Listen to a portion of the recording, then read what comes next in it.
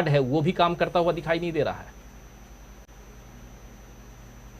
जी राजीव जी, देखिए, मोदी जी जो हैं उन्होंने पहचान तो लिया है कि कुछ गड़बड़ है, और उनके चेहरे की जो भाषा है वो बताती है कि वो बहुत ज्यादा आशंकित है किसी घटना, किसी भी बुरे परिणाम से।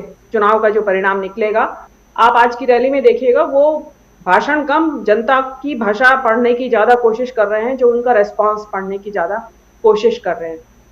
अब जो वो ये कह रहे हैं कि कांग्रेस जो है इस बार रणनीति बदल दी है, चुपचाप काम कर रही है और बोल नहीं रही है, प्रेस कॉन्फ्रेंस नहीं कर रही है, तो वो एक साथ दो चीजों की तरफ इशारा कर रहे हैं।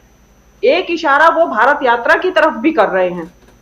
गुजरात में जो Congress door to door campaign कर रही है, या जो भी कुछ उनकी यात्राएं चल रही हैं, वो अलग चीज है। उसके अलावा वो भारत यात्रा के कैंपेन पे भी कर रहे हैं, भारत जोड़ो यात्रा पे भी वो शब्द में नहीं ला रहे हैं। आपने देखा होगा, अभी तक उन्होंने किसी भाषण में अपने अभी तक भारत जोड़ो यात्रा का जिक्र नहीं किया है, लेकिन वो इनडायरेक्टली कह रहे हैं कि ये जो नई रणनीति है, ये जो, क्योंकि राहुल गांधी जो कर रहे हैं वो बिल्कुल वही है कि गांव गांव जा रहे हैं, घर घर जा रहे हैं, लोगों से मिल रहे हैं, कुछ कह नहीं रहे हैं, खाली चुपचाप कर रहे हैं कुछ भी। तो वो दोनों तरफ से दोनों तरफ इंगित कर रहे हैं, और वो चीज को भांप चुके हैं कि ये जो चीज है जिसको कहते हैं ना, एक चुप 100 को हरावे, एक देसी भाषा में कहा जाता है। तो वो वाली बात है कि ये जो बहुत मारक चुप्पी है, उनको, जैसे उन्होंने कहा कि विक्टिम कार्ड खेलना शुरू कर दिया है कि मुझे ये कहते थे, मुझे ये कहती थी कांग्रेस, मुझे ये गाली देती थी, मुझे हर तरह की चीजें बोलते थे, लेकिन इस बार चुप है। इनफैक्ट उनको तो चाहिए ही यही था कि कांग्रेस के यहाँ से कोई चूक हो, कोई गलती हो, कोई बड़बोला नेता कुछ बोल दे, और उसके बाद वो उसे ले उड़े, और ले उड़े तो फिर मोदी जी, जब मोदी जी को हाथ में कोई मिल जाती है, कोई ऐसी कोई भी ऐसा रास्ता या कोई ऐसी जादू की छड़ी मिल जाती है, तो फिर वो उसका तिल का ताड़ बना देते हैं। वो तो इस बात से तो महारत हासिल है उनको। और कांग्रेस की जो ये चल रही है, इसके बदले में आपने देखा होगा, आज एक खबर और भी आई है कि बीजेपी भी वहां पे 100 यात्राएं निकालने की तैयारी कर रही है, इसी तरीके से गांव गांव में। तो उसमें ये खबर आई इसलिए कि उसमें जो वीरम गांव, जो हार्दिक पटेल की जो एरिया है, वहां पे उसमें जो सूची है पार्टिसिपेशन करने वालों की, उसमें हार्दिक पटेल का नाम नहीं है। तो उस वजह से वो खबर बाहर निकल के आ गई कि हार्दिक पटेल का नाम इसमें क्यों नहीं है। तो उनको भी लगा कि यार ये तो बड़ा इफेक्टिव हथियार है कि आपको खाली चलना है और गांवों के लोगों से मिलना है, कोई रैली नहीं आयोजित करनी है, कोई किसी तरह का टंटा नहीं, कुछ नहीं, और आप लोगों के साथ जुड़ जाते हैं। अब कांग्रेस की इस इफेक्टिवनेस का असर, जो ये इफेक्टिवनेस है इस यात्राओं की, उसका आप ये मैं आपको एक वो बताती हूँ कि मैंने अभी कहीं पढ़ा था, खबर आई है मेरे पास, कि कांग्रेस 182 सीटों के लिए 600 आवेदन आए हैं उम्मीदवारों के। तो ये कोई छोटी संख्या नहीं है, 180 सीटों के लिए 600 आवेदन आना। अगर जो हारती पार्टी है उसमें तो उम्मीदवारों के का टोटा पड़ा रहता है कि भाई कोई लड़ लो, आप लड़ लो, पार्टी देगी पैसा आपको। यहाँ पे 600 उम्मीदवारों का अप्लाई करना लड़ने के लिए, वो कांग्रेस के प्रोस्पेक्ट्स बताता है, कांग्रेस के ये बताता है कि आगे क्या होने वाला है। तो वो चीज जरूर है इसमें। और दूसरी बात ये है कि ये जो कांग्रेस के जो उसके साथ साथ 8 वचन है, ये बात अभी सबने भुला दी है। ये राहुल गांधी जब महंगाई रैली किया था उन्होंने अहमदाबाद में एलिस ब्रिज के ऊपर, तब उन्होंने इन 8 वचन की बात की थी। वो बड़े इफेक्टिव 8 वचन है, और उन 8 वचनों का वहां पे बहुत अच्छा पब्लिक के ऊपर प्रभाव पड़ा था।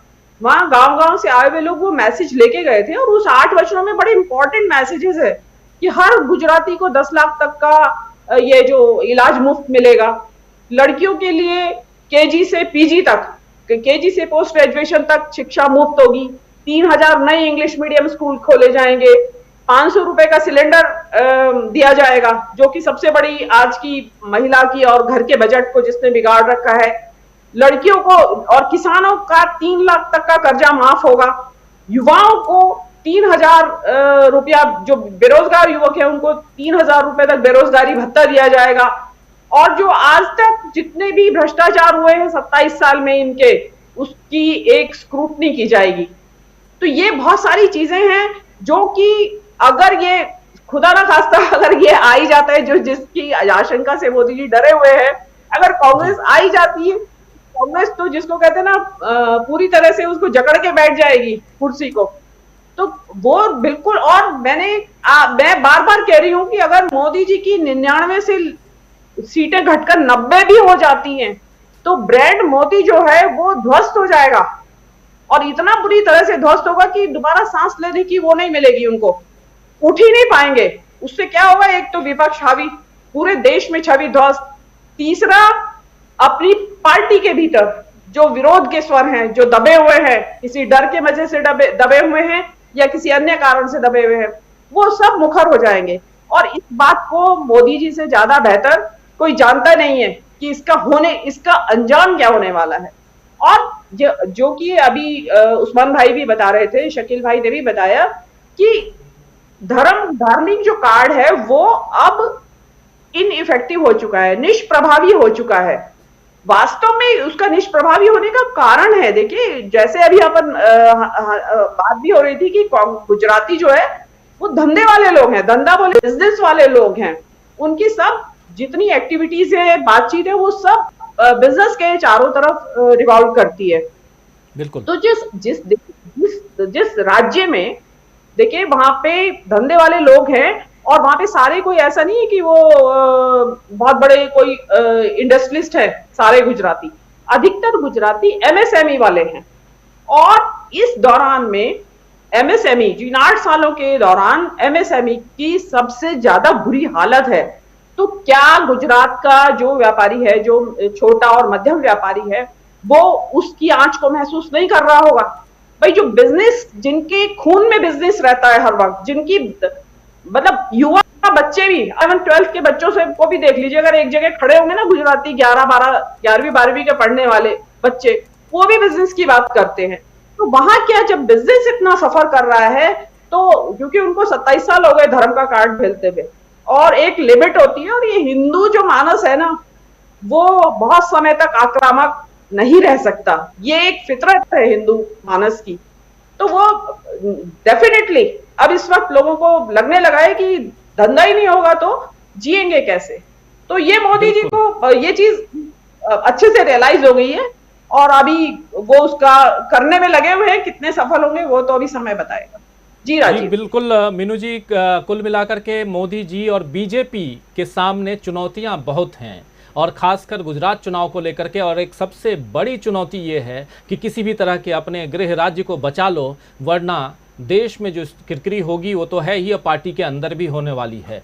क्या ये जो डर है, ये डर और उसके साथ साथ राहुल गांधी की पदयात्रा, जिसकी गंध जो है वो गुजरात तक पहुंच चुकी है, और कई सारी